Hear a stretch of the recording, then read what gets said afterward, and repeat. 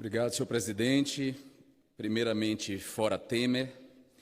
Eu duvidei sobre o sentido dessa minha fala no grande expediente, porque é estranho falar para o plenário vazio, mas eu decidi falar porque alguém vai ouvir. Se não forem os deputados e deputadas dessa casa, será uma parte da sociedade que nos acompanha nosso trabalho na TV Câmara e pelas redes sociais. Eu acho importante falar nesse momento porque é preciso falar. Precisamos falar de democracia. Uma das principais funções desse parlamento deveria ser, e eu digo deveria porque na prática não é isso que vem acontecendo, deveria ser a defesa da democracia. Não apenas como sistema político, como forma de eleição das autoridades e de decisão dos assuntos públicos, mas principalmente como forma de vida. A democracia é muito mais que uma eleição a cada 2 anos. E nem isso está sendo respeitado quando este parlamento decide passar por cima de 54 milhões de votos. A democracia é muito mais do que um sistema de representação. E nem isso está acontecendo quando este parlamento legisla em favor de interesses particulares dos parlamentares, de suas igrejas, seus financiadores de campanha e suas corporações, esquecendo os interesses e as necessidades do povo brasileiro. A democracia é muito mais do que um conjunto de regras de jogo. E nem essas regras esse parlamento está respeitando, como ficou claro nos últimos tempos, quando o réu que presidiu essa casa até pouco tempo passou por cima inúmeras vezes do regimento da Câmara e da Constituição Federal. E não estamos falando de um réu qualquer, era o presidente da casa, o terceiro na linha sucessória da Presidência da República, indiciado por lavagem de dinheiro, evasão de divisas e corrupção passiva. E até mesmo nesse caso gravíssimo, esta Câmara foi incapaz de reagir. Se o Supremo Tribunal Federal não tivesse feito o que a maioria desta casa não quis fazer, o réu ainda continuaria sujando a poltrona da presidência, onde Vossa Excelência está sentado nesse momento. A democracia, senhoras e senhores, é muito mais do que tudo isso que não está sendo feito. A democracia, como eu vejo, não pode ser reduzida a esse conjunto de formalidades, ritos e procedimentos que estão sendo desrespeitados todos os dias no nosso país. Ela deve ser o princípio regulador de toda a nossa vida pública, econômica, social e cultural. Deve ser o objetivo mais profundo e fundamental de todas as políticas públicas, de todas as leis que aprovamos nessa casa, de todas as decisões dos outros poderes, de todo o nosso trabalho como dirigentes políticos.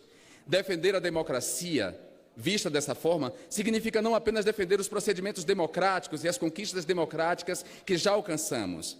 Também significa querer mais. Permitam-me aqui tomar emprestado e talvez dar novo sentido a um conceito de Trotsky.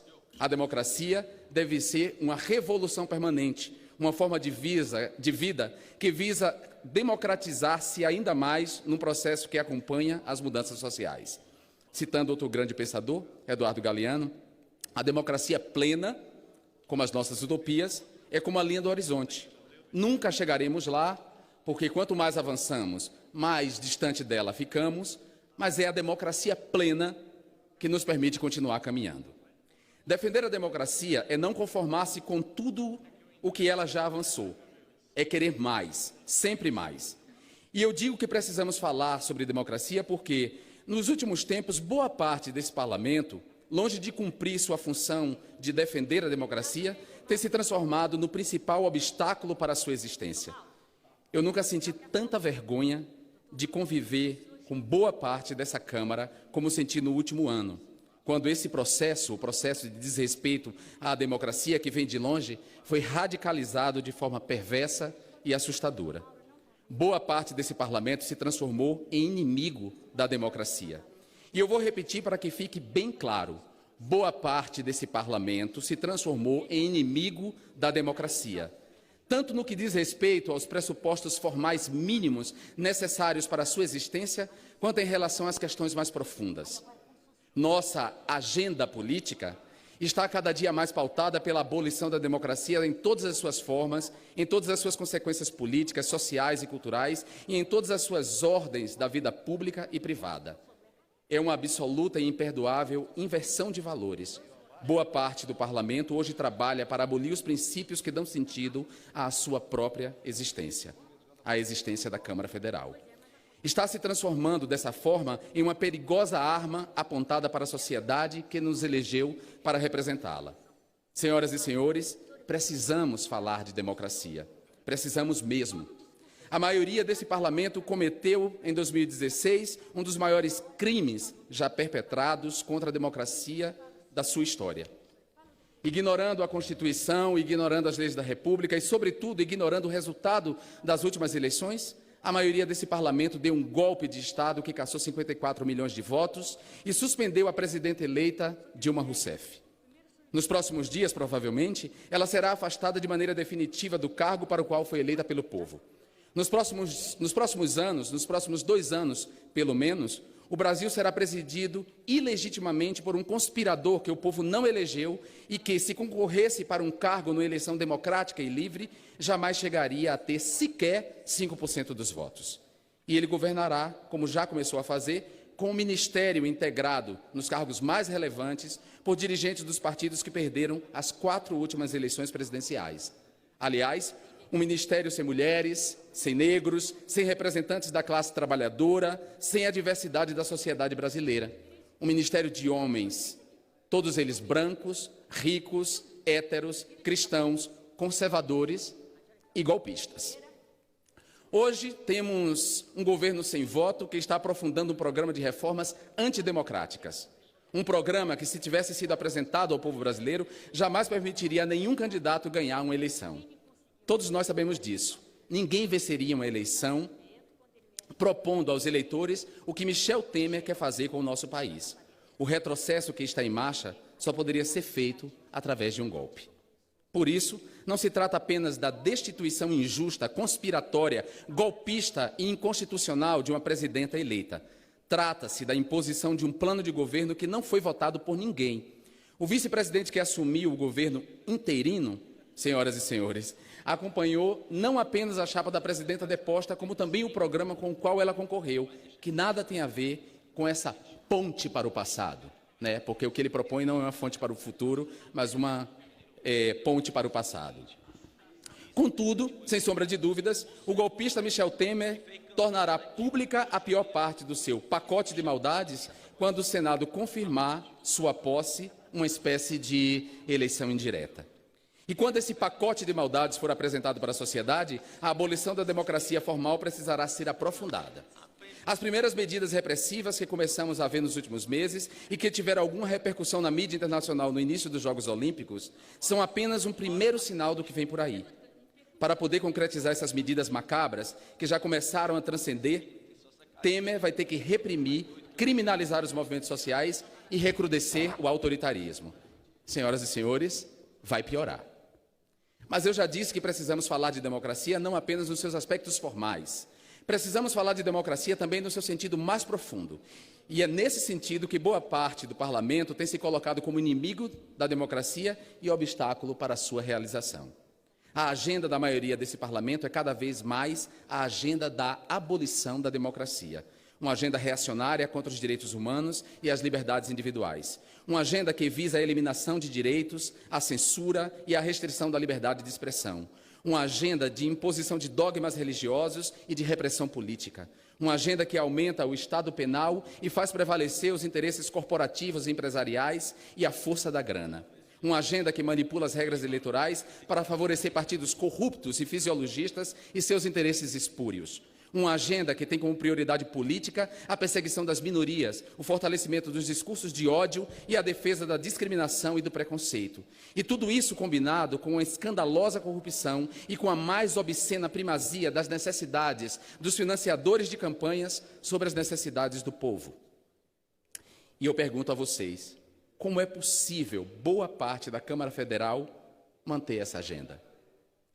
Enquanto o restante do mundo ocidental há uma velocidade cada vez maior, como peças de um dominó que caem ano a ano, mês a mês, reconhece os direitos da população LGBT, enquanto o restante do mundo ocidental aprova leis de casamento civil igualitário e identidade de gênero, como as que eu propus nesta casa, enquanto presidentes e ex-presidentes de direita e de esquerda, liberais e conservadores, se colocam à frente da luta em defesa dos direitos de lésbicas, gays, bissexuais, travestis e transexuais, enquanto esse consenso vai de Cristina Kirchner a Maurício Macri, que são adversários políticos na Argentina, mas ambos apoiaram o casamento civil igualitário, vai do uruguaio Pepe Mujica, da esquerdista Frente Ampla, ao mexicano Henrique Peña Neto, do tradicional PRI, vai do democrata americano Barack Obama e do social-democrata francês François Hollande ao conservador inglês David Cameron, enquanto cada dia são menos os países ocidentais que resistem a essa onda libertária, enquanto a homofobia fica cada vez mais velha e incompreensível nessa parte do Ocidente, o Congresso brasileiro discute o Estatuto da Família. Na verdade, um estatuto contra os direitos de milhares de famílias. Discute a cura gay, uma estupidez anticientífica.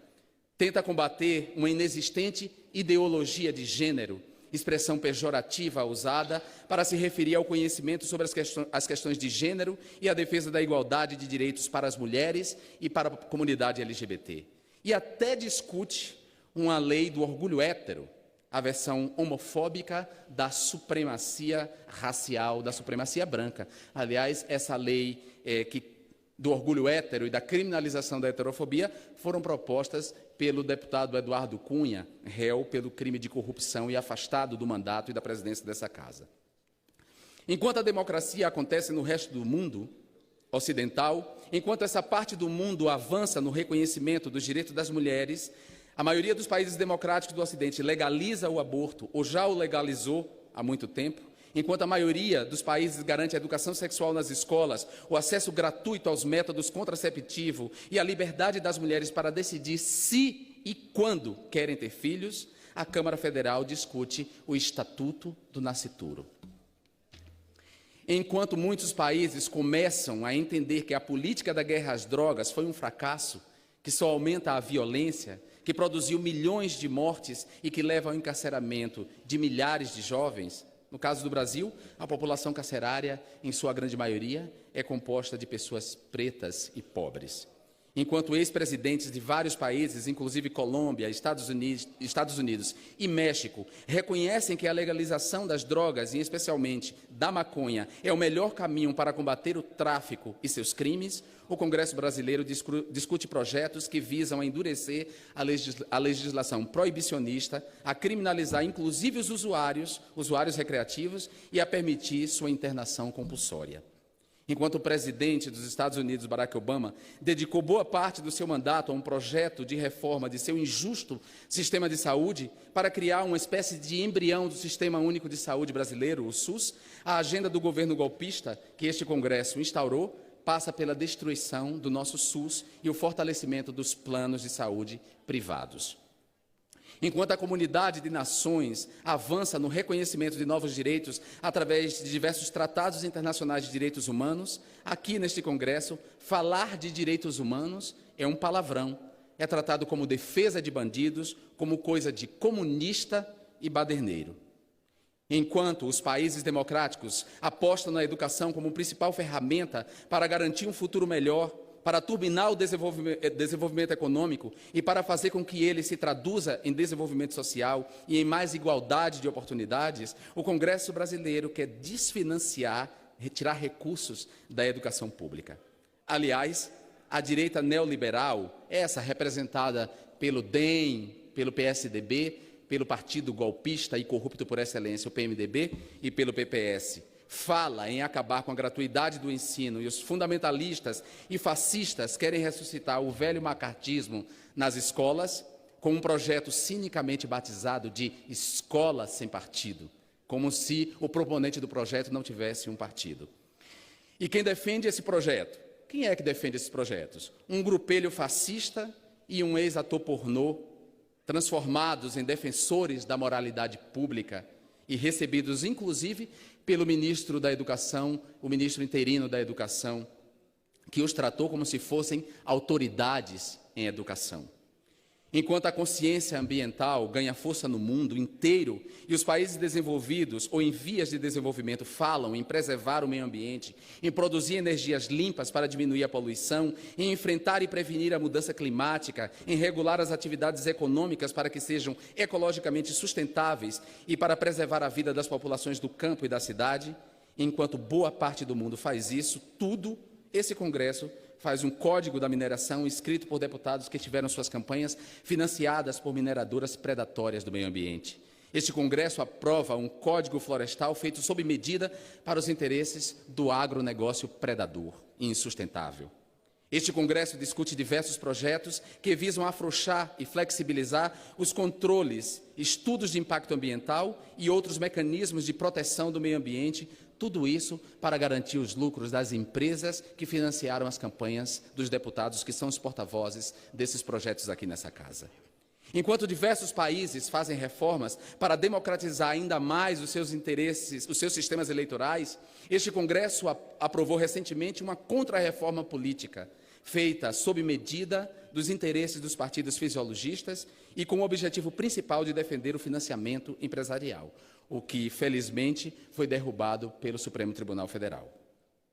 Aliás, esse Congresso fez também manobras para prejudicar as minorias, com uma nefasta cláusula de barreira tramada pelo réu Eduardo Cunha para impedir Marcelo Freixo, no Rio de Janeiro, Luciana Genro, em Porto Alegre, Edmilson Rodrigues, no Pará, Luiz Erundina, em São Paulo, e outros candidatos e candidatas do PSOL que têm chances reais de ganhar as eleições municipais deste ano, para que impeça a cláusula de barreira, para que os impeça de participar dos debates de televisão. E não só isso, também foi reduzido o tempo do horário eleitoral de TV para os partidos que não fazem coligações espúrias, o que é uma forma de promover esse tipo de prática nefasta política. Eu poderia continuar enumerando. Esse Congresso vai na contramão de boa parte do mundo democrático, vai na contramão da democracia e na contramão dos interesses do povo. A maioria desse Congresso legisla em benefício dos interesses dos financiadores de campanha, das corporações políticas e econômicas, das igrejas de alguns parlamentares e dos interesses deles próprios. A maioria deste Congresso tenta abolir direitos e restringir liberdades.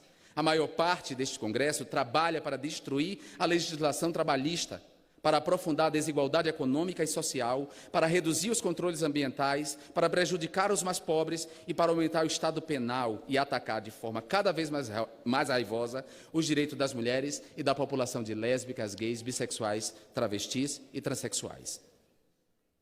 Essa legislatura, a 55ª, já entrou para a história por ter dado um golpe parlamentar.